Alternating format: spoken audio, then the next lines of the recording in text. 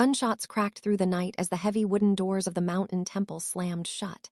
The bride froze mid-step, her breath caught, while the groom pulled her behind him without hesitation. He was known across Seoul as a man who never flinched, never loved, never exposed weakness. Yet his voice trembled as he whispered, "If anyone sees you tonight, we are both finished." Outside, boots scraped stone, then faded.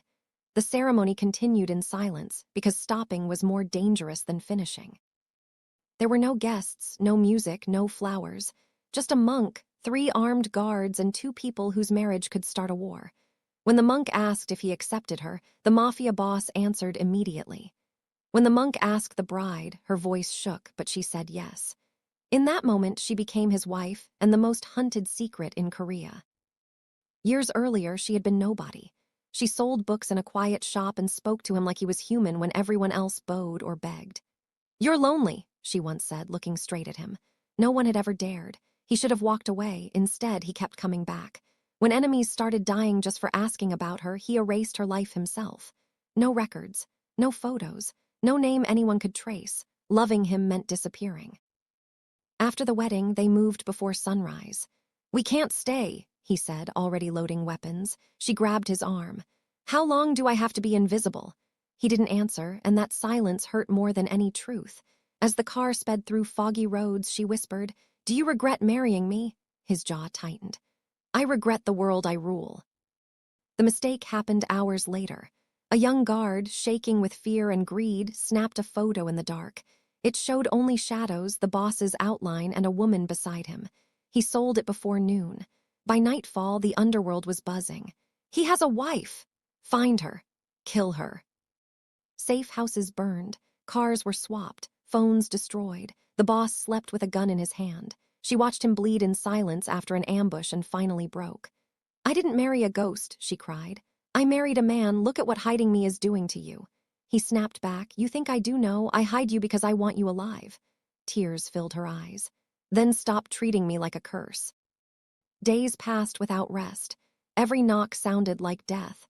When she heard him ordering executions over the phone, she covered her ears. "This is because of me," she said. He slammed the phone down. "No," he said firmly. "This is because they think love makes me weak." She stepped closer. "Then prove them wrong." When a rival leader sent a message saying, "Bring us your wife or we burn your empire," the boss stared at the screen for a long time. Memories of blood and fire flickered in his eyes. Then he laughed, low and cold. "They think they found my weakness," he said. "They're wrong." Against every rule, he called a meeting. Crime lords, politicians, enemies all gathered, weapons ready. Cameras rolled, but the bride stood behind a screen. "Yes," the boss announced, "I am married." Gasps filled the room. Threats followed. Then shots rang out as hidden enemies revealed themselves too soon. His men moved fast. Screams echoed. When the smoke cleared, the war was over before it began. Later, in a quiet room, she faced him. "Was I bait?" she asked softly. He shook his head. "You were my courage." "And now?" she asked. He answered, "Now we live without hiding."